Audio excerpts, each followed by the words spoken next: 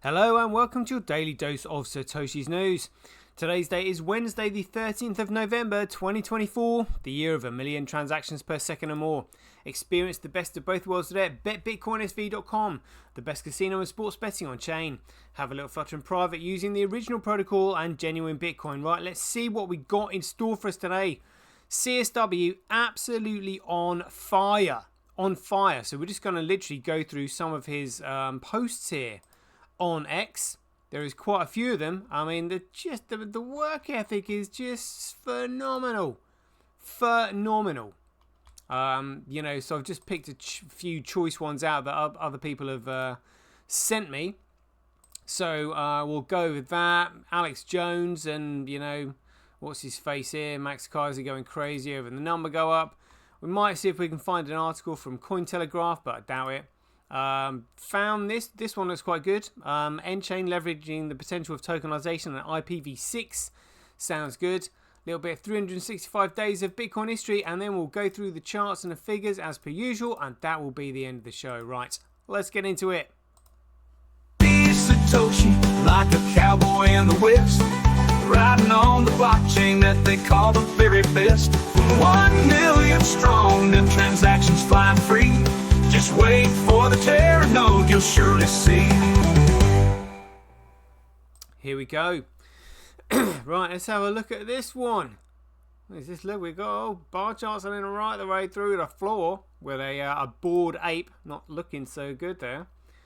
So, CSW has written the dot-com bubble of the early 2000s serves as a stark reminder for how speculative exuberance can implode overnight. Over $2 trillion in market value vanishes within days, wiping out fortunes and reshaping industries. It was a time when the promise of the internet led people to believe valuations could defy gravity, that unproven companies were worth billions simply because they existed in a hyped up market. The same mindset fuels BTC today, a belief that prices must keep rising because they have before. But history warns us otherwise. Markets driven by speculation, detached from utility or fundamentals, always correct. Yeah, it's an understatement there. The danger lies in forgetting those lessons, in allowing the same patterns of blind optimism to repeat. Well, it's ignorance, isn't it, really? Ignorance is bliss. Bubbles don't expand forever, they burst, and when they do, the consequences are devastating. BTC's rise is not a sign of invincibility, it's a cautionary echo of the past. Does he know something we don't? Well, actually, I think everybody who's listening to my show knows exactly what he's referring to there. BTC is an altcoin as of 1st of August 2017, and they wouldn't have got away with hyping up their altcoin if they hadn't stolen the ticker symbol by colluding with the exchanges to list their new protocol, their new coin, as BTC, which is the original ticker symbol. So all they've done is they've stolen the original ticker symbol. It's not really rocket science to figure out what they've done, but that's what they have done, and people haven't figured it out. Oh dear. CSW has also posted here, the reality is simple. Not ones are going to chase down small amounts of Bitcoin under $50,000. The costs alone, court fees, legal findings, recovery processes makes it practically impossible for even governments with their resources. Won't waste time on peanuts. But this doesn't mean the system fails. It means it works where it matters. Recovery isn't for every minor loss. It's for the cases tied to something bigger. Property, deeds, or major disputes where the stakes justify the efforts. Imagine a house deed locked to a few Satoshis. That's where recovery makes sense. The number of coins might be small, but the value of the asset they represent isn't. This system ensures that even though the cryptocurrency amount is minimal, its connection to something real and tangible keeps it worth pursuing. Now, some will scream, this isn't Bitcoin. They'll argue that the white paper's purity, that ownership means you lose your keys, you lose everything. Sure, that sounds good in theory, but reality isn't as clean. Cash is irrecoverable in small amounts too. You drop the $10 note, it's gone. But in larger cases, there are safeguards, laws, contracts, systems that allow recovery, like insurance. Bitcoin, when tied to real-world assets, can offer the same. Here's the rub. Every recovery system for Bitcoin don't undermine it. They enhance it for those rare, provable, high-value cases. The system won't chase down your lost coffee money, but it will back you when the stakes are real. This isn't a flaw, it's a feature, one that bridges the digital and physical worlds. And for those still clinging to the notion that recovery breaks the rules, maybe it's time to ask why human flourishing should stop at the edge of an ideology. Yeah, I mean that's actually pretty cool. And where was it? Stop at the edge of an ideology.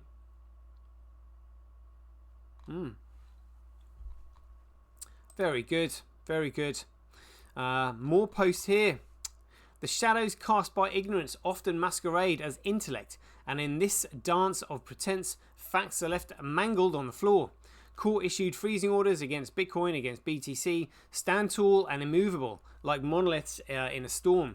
For 5 years, not a single Satoshi from those frozen addresses has stirred, not one.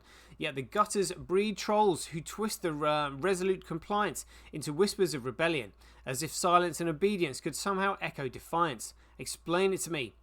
Not in the slippery, evasive tones of hustlers selling counterfeit ideals, but plainly, directly, how does the ease of anonymous movements of BTC become evidence of miners acting against a court order? Tell me, where is the rogue miner who allowed a frozen transaction to slip through the cracks? Show me, if you can, the smoke-stained ledger proving their disobedience.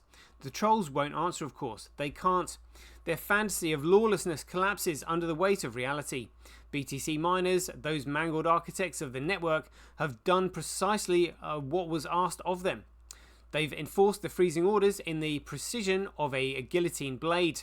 Not once has a transaction been resurrected from its judicial grave. Not once has the miner rebelled against the rule of law. Yet these trolls linger in the corners, spinning tales of fools and cowards, crying decentralization, as if it were a spell to banish accountability. They mistake restraint for weakness, compliance for conspiracy. They are poets of delusion, scribbling odes to chaos in the margins of civilization. But civilization is not built on their lies. It is built on the granite foundation of law, of rules, of a contract that binds men and miners alike. And the miners, they do not shirk. They do not falter, they enforce, because that is their role, their nature, their unyielding purpose. So I ask you again, not for my sake, but for the sake of the truth itself. Show me the evidence, show me the rogue miner, show me where the breach in the fortress. Until you can, your accusations are nothing more than drunken ramblings at a bar that closed hours ago. And I will not drink from your poisoned well. Yeah, absolutely, yeah. That is spot on. They're all calling, decentralization, they can't do it. Well, you know, like CSW, show me the miner that tried. The miners are steadfast. They don't want to be held accountable for going rogue because they've got too much invested in the network. You know, a great gift there from CSW. Slipping and sliding away. Another one, he continues, if BTC were to be adopted by the US government, as you cool guys say, recovery mechanisms would be inevitable. And here's why. BTC is not a protocol set in stone. Despite the myth perpetrated by its proponents, the history of BTC is filled with protocol changes. Segwit, and Taproot and everything else. And even discussions around ordinals prove that BTC evolves everywhere those in control deem it necessary. If the US government were to use BTC as part of its financial reserves or infrastructure, the stakes would skyrocket. We're not talking about losing private wallets or small amounts of cash. We're talking about potentially billions of dollars tied to national interests. Exactly, yeah, government espionage would be involved. Imagine a scenario where billions are stolen from US government reserves. The notion that the US government, with its legislative and enforcement powers, would simply shrug and let the stolen funds disappear forever is not only laughable but utterly detached from reality. Historically, governments do not operate on principle of absolute immutability where national security or public funds are at risk. The legal system, which already enforces recovery of fraud, theft and other crimes, would be extended into the digital space of BTC. BTC would face immense pressure to implement recovery tools, just as other financial systems, SWIFT, Fedwire, have processed for reversing fraudulent transactions. Once BTC holds asset critical to the government, the same rationale that forces banks to cooperate with law enforcement would apply.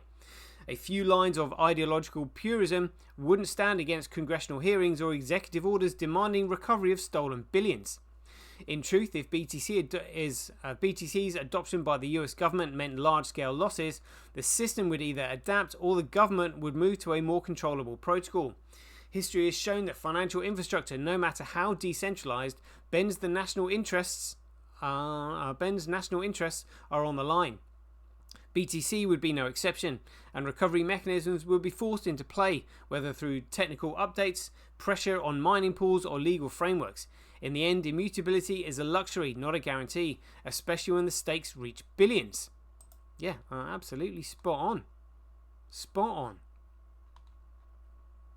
I mean, the points he makes they're just so obvious when you think about it. And let's see what this response was to. If 50 or 100 million people in the US own BTC, is that not a reason for the government to also hold BTC because it is the currency of the people? He said, no, that's not just a terrible argument. It's like trying to patch a sinking ship with a wet piece of paper. Governments don't adopt currency just because people hold it. They do it because it works, because it's enforceable, traceable, accountable. But BTC, it's none of those things. It's a half-baked dream sold to millions who don't know the recipe. Governments don't chase trends, they create systems. BTC is not a currency. It's a bet, a gamble, a spark without a fire. This argument is like watching someone convince themselves they found a gold mine only to realise they're panning fool's gold in the shadow of real progress. It's not currency, it's chaos dressed in digital clothing. Yeah, all these points, I absolutely get them. Totally agree. Absolutely. He's also said here, controlled by users, question mark, as in like quoting somebody else. He said, let's dissect that fantasy. If Bitcoin were truly controlled by its users, where's the feedback loop? Where's the voting mechanism? What you're calling control is nothing more than blind adoption. Home nodes, they're decorative, like a child's toy steering wheel strapped to the dashboard of a car. It spins, but it steers nothing. The real power resides with core developers as an unelected council, dictating consensus changes that are quietly swallowed whole by the masses. You believe in censorship resistance through unanimity. Yet the irony here is razor sharp. Unanimity under the thumb of a central cabal. Unanimity. So it's kind of like unity under the thumb of a cabal. Segwit, Taproot, these weren't grassroots user demands. They were handed down from on high. Yeah, by the nefarious entities. And the nodes, those supposed champions of control, simply nodded along. Again, because they were just simply following the BTC protocol, following the BTC ticker, because that's where the funds were. Powerless to dissent. The idea that users steer the ship is laughable. A convenient delusion to cloak the centralized control you refuse to acknowledge. So tell me, in a system where input from the masses is neither sought nor valued, who's really in control? Yeah, again, spot on. Yeah, very true. Crypto Tweaks also posted here a few days ago. He said, can someone explain what's going on here? BTC Genesis missing transaction history. And BSV has 19,756 transactions. That'll be on the same date. So let's have a look at this. 2011. So it's going from 2023.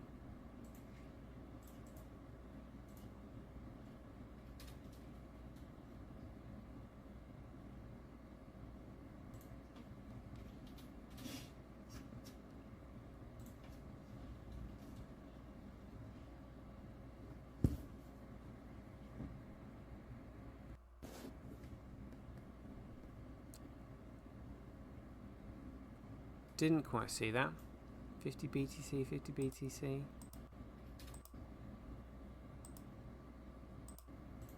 That's down to 2012. Is he saying there are transactions missing? Oh, there we go. Look at that. Where's the date on this? Address. Oh, that's almost like the Genesis wallet address. The 1A1ZP1.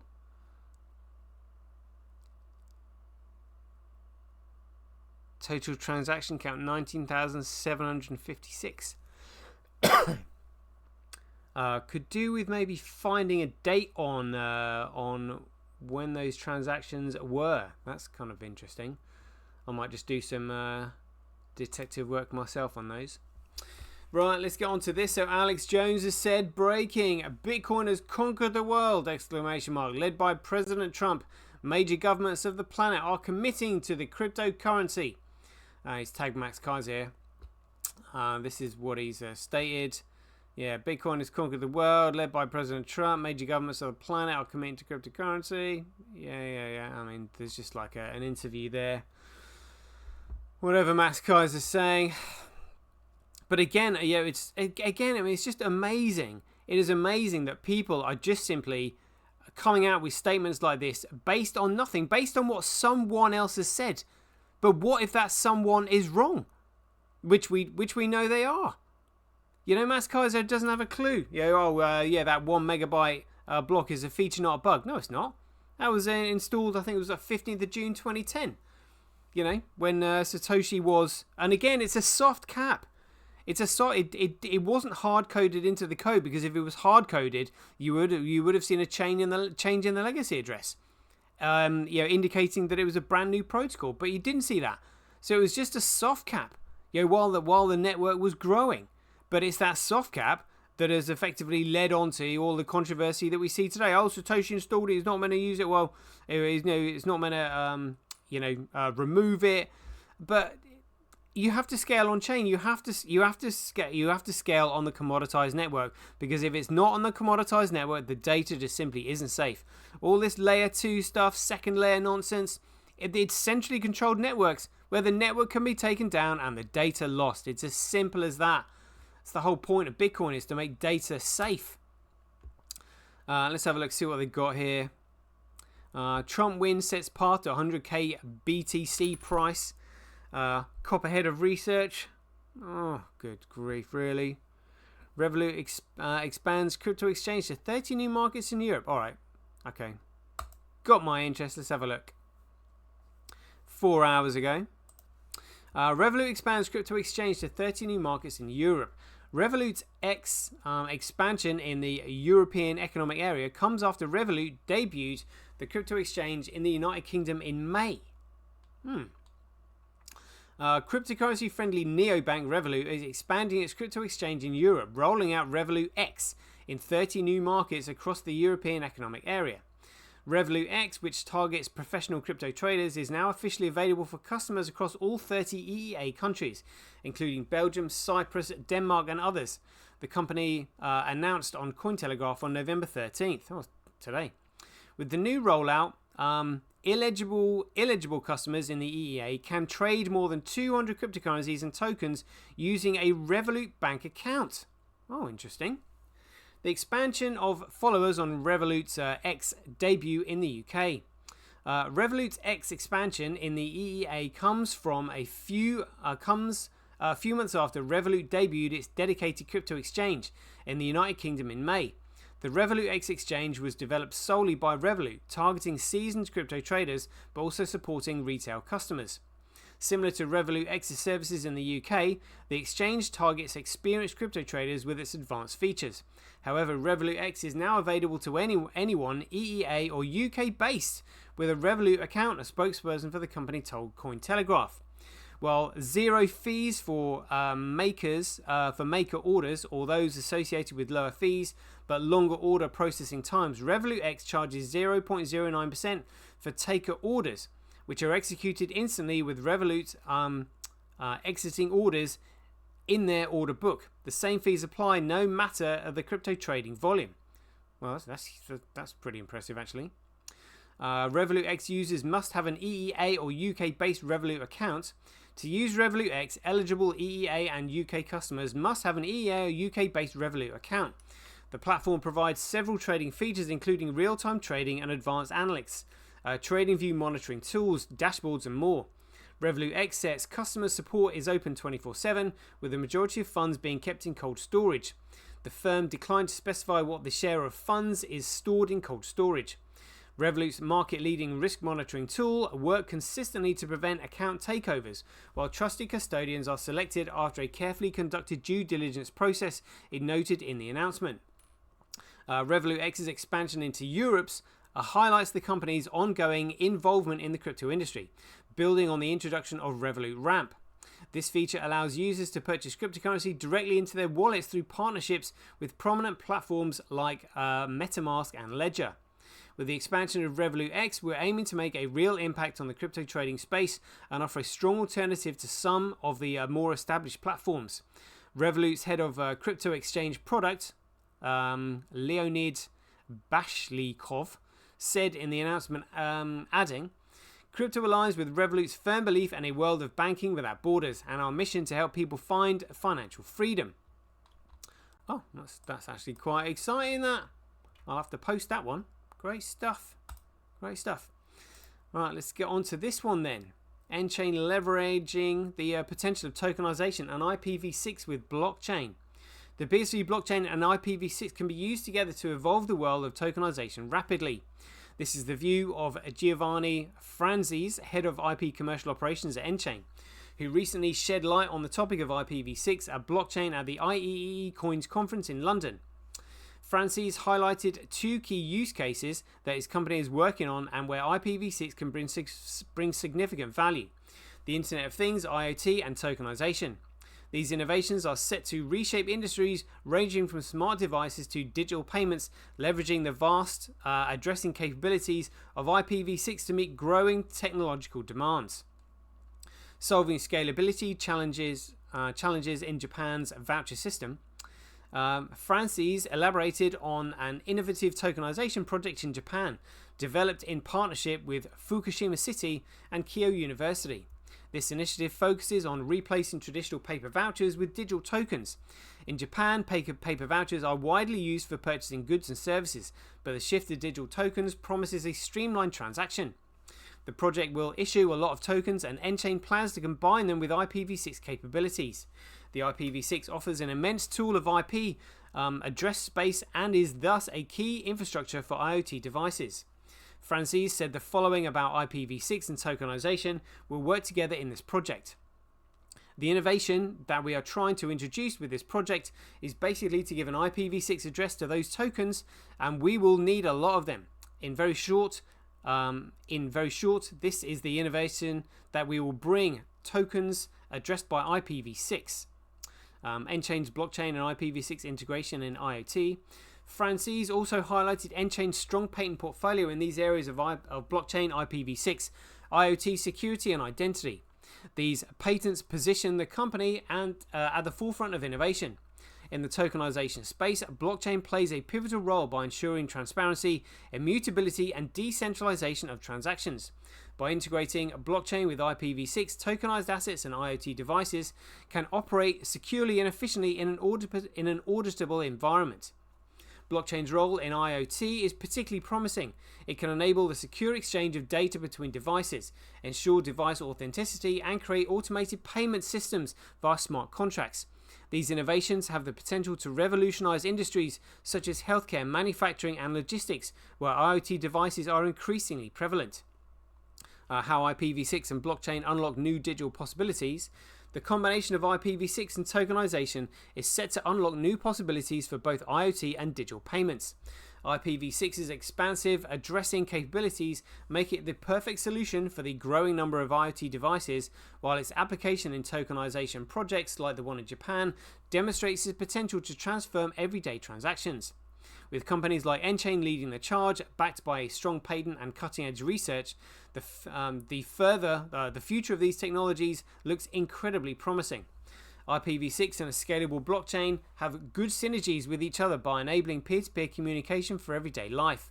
Just as real peer-to-peer communication on the internet was previously made impossible by the limited address space, in the same way, there is currently a lack of scalable blockchains that utilize the full potential of this technology. Oh, again, what a fantastic article. Alright, it's 24 minutes already. Just do quick a little bit, 365 days of Bitcoin history. There isn't really too much on the 12th, but on the 12th of November, this is 2021, the world's largest theatre chain, AMC, integrated BTC, Ethereum, Litecoin, and Bcrash as payment methods. I mean, this just goes to show you the lack of, or should I say, the amount of ignorance in the space when you've just got like a big theatre chain accepting payment in any of these shitcoins, any and all of them, because they have no idea. So he said, a big newsflash has promised many new ways now to pay online at AMC. We proudly now accept, drumroll please, Bitcoin, Ethereum, Bitcoin Cash, Litecoin, also Apple Pay, Google Pay, PayPal. Incredibly, they already account for 14% of our total online transactions. Dogecoin next. Oh my goodness me, honestly, that just goes to show you the lack of understanding, really. 13th of November 2008, the first references to Bitgold and the Byzantine generals problem were discussed in emails between Satoshi Nakamoto, James A. Donald, and Hal Finney. Also on the same day, November 2008, quote here from Satoshi, he said, "The proof of work chain is a solution to the Byzantine generals problem. I'll try to rephrase it in that context." And that's from Satoshi. And then 13th of November 2010, Satoshi wrote, "I'm happy if someone with artistic skill wants to contribute alternatives." This is regard to the Bitcoin logo that he created. The icon stroke logo was meant to be good as an icon at the 16 by 16 and 20 by 20 pixel sizes. I think it's the best program icon, but there's room for improvement at larger sizes for a graphic for use on websites. It'll be a lot simpler if authors could make their graphics public domain. And this is where this was just before the orange logo was created. I think the orange one was maybe 2011 came out, something like that. Yeah, I'm not sure. But there we go. That's your little bit 365 days of Bitcoin history. Let's have a look at some figures then. So we have got Greg Coin, Cool Coin at 89,747. Oof. Let's see what the all-time high is today. It's hit $91,000. Good grief. Good grief. $91,000 is hit. And we'll soon see why by looking at Tether. B-Crash, what a joke. Fisher Price asks, who cares? But we've got Bitcoin, the genuine Bitcoin, just down at 56. Good grief. I mean, initially it was like 1,000 to 1. If it goes to 100, if BTC goes to 100,000, it'll be like literally 2,000 to 1. Good grief. 2,000 to 1. Oh, that's painful. That is painful. Hash rate 0.07, nodes 0.2, transactions 8.94. Let's have a look at block size. We had a gigabyte block the other day, but only 11 there. So it's currently, whoa, what is this? It's currently 223,000 times cheaper to transact on Bitcoin than Greg Coin. Good grief. And you're mining genuine Bitcoin at a 23.9% comparable loss financially. But again, it just shows you the competition is there for it. Miners don't want to be holding that shitcoin. They're willing to mine it at a loss. Other miners got 29% on B-Crash. I think that's 21% on Fisher Price Cash. Let's have a quick look on what's on chain at the mining, because this is actually really quite important. Just checking up on it daily, because we've got Kuv that was the dominant miner on BSV not so long ago. Yeah, Kuv. Oh, look, 41. Tal down to 33, QD Link 21.8, Gorilla Pool down to 3.3. Dude, who are Kuv? Who are Kuv and what do they know? What do they know adding all this extra hash rate to the network? They're like, whoa, we will take advantage of this. You know? They know something. And look at this. So coin market cap. So we've had another, I think we saw the print of just under $2 billion of Tether. So this has gone from 124.1 to 125.3. At $1.2 billion. $1.2 billion just earlier today.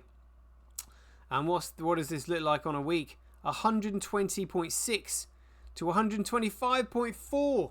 Good grief, that's $5 billion. $5 billion in a week just on Tether. Just on Tether. And what's this been in the month? Oh my goodness me. So that's 119.7 to 120. So yeah, $6 billion. $6 billion.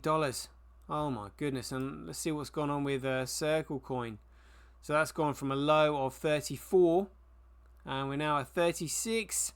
So $2 billion there, plus the $5 billion. That's $7 billion. $7 billion of these stable coins pumped into the market. And you're wondering why the prices are moving. Honestly, the whole market is just a massive shit show. And whoa, look at this. Look at this. Bitcoin versus Gregcoin. I mean, just look at that. Look at what is going on here. I mean, it's fascinating to look at, really. I mean, so the price of Bitcoin went up there. Massive selling pressure. Massive selling pressure. Look, straight down. And then they've continued pushing it down. So in other words, like you inverse this line, and this is what represents BTC against Bitcoin. So they're just constantly trying to keep the traders away from BSV. Look, boom, more selling pressure, straight down, and again, boom, straight down, straight down. And then the price started to recover a little bit. Look, and it's up and then straight down again. Look, that is massive selling pressure. That is price suppression. Look, and it's gone up again and down. Look, straight down there. That's serious. That is manipulation there. That's real manipulation. Look, and the price going up and straight down again. Having none of it. Look, someone somewhere is selling vast amounts of BSV. Oh, in fact, I wonder if they're running out of BSV. That would explain why they're pumping the price of BTC. So they're having to use the pump of BTC in order to disguise the discrepancy between the two. Maybe because they're running out of BSV to sell, they now have to pump BTC instead to keep the miners at bay, or keep the traders at bay, because traders have no loyalty to anybody. Literally like digital pickpockets, as I've said before. Let's have a look at this. Yeah, so this is BSV to USD. Yeah, so it went up and down, and then they were just like, right, in comparison to Gregcoin BTC, we can't have any of this. So yeah, they've pumped BTC is what they've done there. Well, let's have a look at this on Orange Gateway. Let's have a look at BSV first. There we go. So this is Bitcoin versus Gregcoin. Yeah, you can see it. You can see the manipulation. Down they go. And let's have a look at BSV versus USD. So I got a pump there. Oh, so that's literally just now. Yeah, just a couple of hours ago, gone up a little bit. Yeah, that is without a doubt, that is market manipulation there. Whoa, the market cap just touched $3 trillion. The entire shitcoin market. $3 trillion. Oh my goodness. Oh my goodness. Oh, $3 trillion. Oh my god. And what is BTC? 1.8 trillion. So BTC alone is almost $2 trillion now. $2 trillion. All pumped by Tether and those shitcoins. Look at that. Look at that. So they're pumping it again. That would be the 1.5 billion we just saw from Tether. Look at that. Let's have a look at this. So when was that? 11:50. Look at that. Yeah, so a few hours ago. So that's gone straight into the market. Yeah, the 1.2 billion. It's just gone straight into the market and pumped that. Look at that. Creator 11:55, and look at this. Gone into BTC. Whoa. Whoa. Leading these shitcoiners in like lambs to the slaughter, but they'll be praising it, thinking, yeah, I mean, imagine. I mean, they're literally in their ivory towers thinking, this is amazing. They have no idea what's coming. Oh my goodness. But, you know, good grief. Good grief. And so where's Bitcoin now? Down at number 70. It's 59. A little bit of a pump there. But not like BTC is doing. They are really trying to get people into BTC. But I mean, for what ends? They're literally just distracting people away from BSV. That's it. And when the show's over, there's no need for it. The whole thing will be wiped out. Like almost $2 trillion just gone up in smoke. Do the cabal care? Nah, they literally do not care at all. Oh my goodness me. Right, there we go. Anyway, that 35-minute show. Wasn't planning for it to be that long. But there we go. If you enjoy these updates, please ding your donations for your appreciation to either Satoshi at sendme.com, handcash.io, simply.cash, related.com, rogwallet.me or senti.ch. We'll leave it there. Hope you enjoyed it. As ever, be aware, take care, stay safe out there, and we'll see you in the next one.